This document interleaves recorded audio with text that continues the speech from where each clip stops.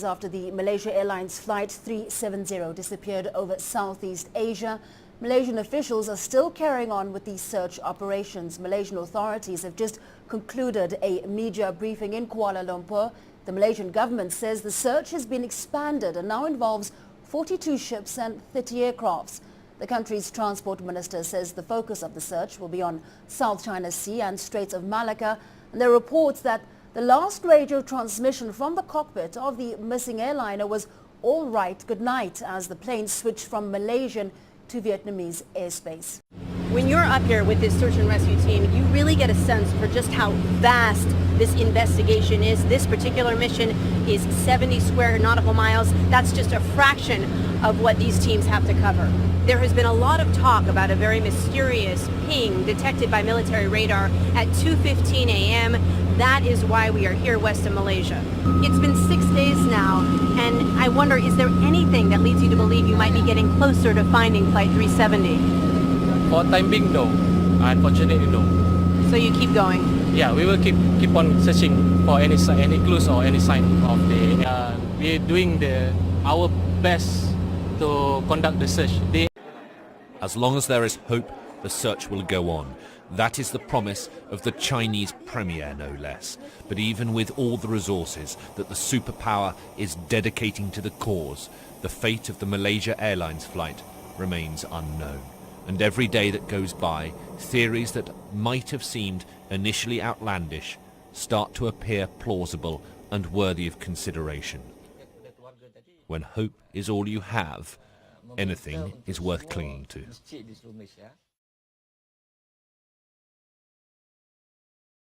The arrivals board in Beijing simply says that flight MH370 is delayed. The truth is, it has vanished. We are deeply saddened this morning with the news on MH370. Malaysia Airlines confirmed that this flight, MH370, lost contact with Subang Air Traffic Control at 2:40 a.m. this morning. An international search and rescue operation begins immediately. We're working very closely with our neighbors, especially with China, Vietnam, Philippines, Indonesia, where we have requested assistance. First, on information or whereabouts the planes may be, and secondly, if there is a need for search and rescue, which we cannot cope. The Chinese, fearing terrorism might be the cause, tighten security at their airports as it becomes apparent that the passenger manifest for the flight has two anomalies on it. An Austrian called Christian Kozel and an Italian, Luigi Moraldi. Neither men boarded the plane. It is quickly discovered that both had had their passports stolen whilst in Thailand. When we checked on it in our system, it came back that this is a stolen passport. So we contacted the person to who the passport belonged. This is a person living in Austria. He's safe and sound. Police talked to him. He confirmed the story that yes, indeed, 2 years ago, 2012, on a trip in Thailand, his passport was stolen. Malaysia Airlines has 15 Boeing 777-200 jets in its fleet. It is one of the safest aircraft in aviation history, capable of flying long distances on two giant engines. Even if one fails, the plane should keep flying. The Boeing 777 aircraft took off from Kuala Lumpur on Friday evening. It was due to land in Beijing around 6 hours later, following a route that would take it along the eastern coast of Vietnam. It had been in the air for less than an hour when contact with air traffic control was lost, close to Vietnam's To Chu Islands. It was there that the search was initially focused. More than 20 aircraft and 40 ships begin searching the ocean for any sign of the plane. Early efforts focus in on an oil slick spotted between Malaysia and Vietnam. For waiting loved ones, the agony of not knowing has just started. And I've got a 3-year-old who's asking, when's Daddy going to Skype? He's got a map on his wall where Daddy plotted where his dad's going to be, and And so, you know, he looks around and he says, when's Dad going to Skype? Will Daddy be there? When will he Skype? So luckily he's with friends at the moment, but I will cross that bridge when I have to cross that bridge if I have to. The search operation is by now clutching at straws. The debris spotted by the crew of a Vietnamese Navy plane is initially thought to be an interior door. It turns out to be another false lead. We confirm that our search now has been extended to even wider areas because there is the possibility, we're looking at the possibility of an aircraft air turnback, in which case different locations will have to be identified. The search in the vast Gulf of Thailand and in the South China Sea is now extended to an area covering hundreds of square miles. There is a suggestion that the aircraft might have turned around, so they begin to search the other side of the Malay Peninsula and on the land on the peninsula itself. 48 hours on, with hope dwindling, there are still no concrete leads as to where the aircraft might be. The search intensifies. More ships and aircraft join what is now a multinational hunt. The Philippines orders naval assets to the region. Aircraft from Australia head to the sea between Malaysia and Thailand. Once more, relatives of the missing passengers are told there is no news. The Honourable Prime Minister used the word perplexing. We are equally puzzled as well. Short of anything else, the false passports are still the strongest line for the investigation.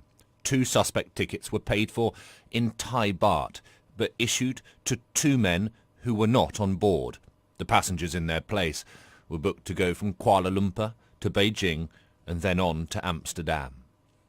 Do they look Italian and German? I think this is security matter. Let the authorities investigate the claims and also let them come up with a report. Foul play is still not being ruled out. If it is terrorism, and we don't know at all that it is yet, but if it is, it's going to be a real wake-up call to a region that thought that was other people's problem, not theirs. Pilot error remains a theory, and yet there was no Mayday signal, no urgent request for assistance. And why no debris? Why the complete loss of contact with air traffic control? It can happen because pilots are taught to prioritise their tasks, to aviate first, then to navigate, and then to communicate. So if pilots are busy, they won't speak to air traffic control. So difficult is it to accept that a plane can simply disappear that some have chosen not to. Until there's proof that Philip is dead, I refuse to believe it. Of anybody that could survive something like this, it's him. I mean, he's such a fighter, and he has so much to live for.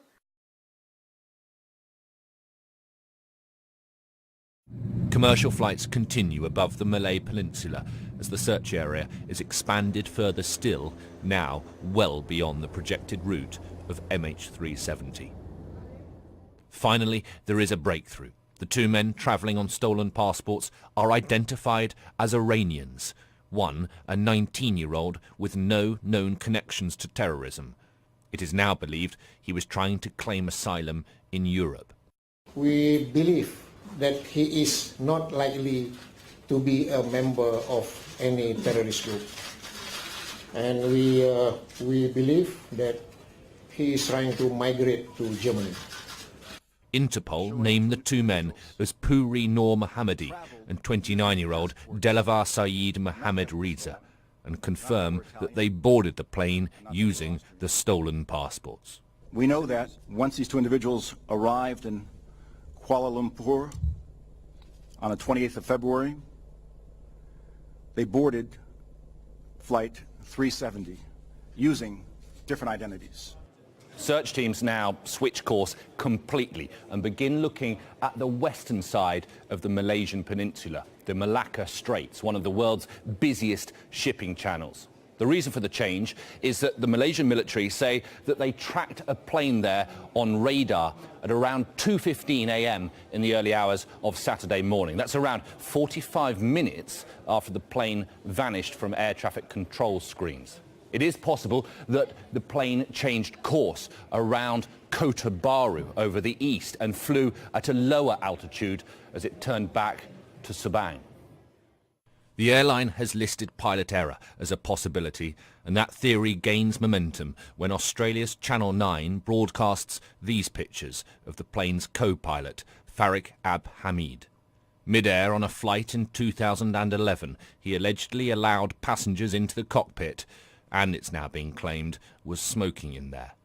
Malaysia Airlines says that it's aware of the reports. This news will only increase the anxiety, though. There is no news whatsoever. It's just disappeared off the face of the earth. And if we could just find some wreckage or something, would be a help, probably. But not this. The mystery of MH370 is growing ever more confusing by the day. Doubts are now starting to emerge over whether the Malaysian military did actually pick up a signal from the plane well off course to the west of the Malay Peninsula. Also recorded were the pilot's last known words. "We've handed you over to Ho Chi Minh Air Traffic Control," Kuala Lumpur told them. "Okay, received. Good night," was the reply. That was at 1:30 a.m. The plane was never heard from again. Another theory gaining credibility is the possibility that the cabin depressurized and the pilots lost consciousness. The aircraft will continue on autopilot just as it's doing right now, turning on to this heading, the one that they pre-selected, staying at the same flight level and burning off fuel. It's got 3,000 miles worth of fuel on board. It would take it to about the middle of the Indian Ocean. As day 6 dawned, so did fresh hope. Satellite images taken 3 days ago seemed to show smoke rising from the ocean south of Vietnam. Search teams are dispatched to check it out. But like so many leads in this investigation, this one is quickly dashed. We deployed our assets but found nothing. We have contacted the Chinese embassy, who notified us this afternoon that the images were released by mistake and did not show any debris from MH370. Reports from the United States that the plane could have flown on for more than 4 hours have also been dismissed. 26 ship and 25 aircraft are searching the South China Sea. Across the other side of the Malay Peninsula, on the Straits of Malacca, there are 17 ships and 15 aircraft in the hunt. But the sense is that the focus has shifted again back to the last known location, where the seas are shallower. So if the wreckage was found, it would make retrieving the black box a lot easier. We don't know where that aircraft is. It's a complete mystery at this stage, as previously described. Until we find that, I think you'll find many of the people are going to be increasingly frustrated as time goes by.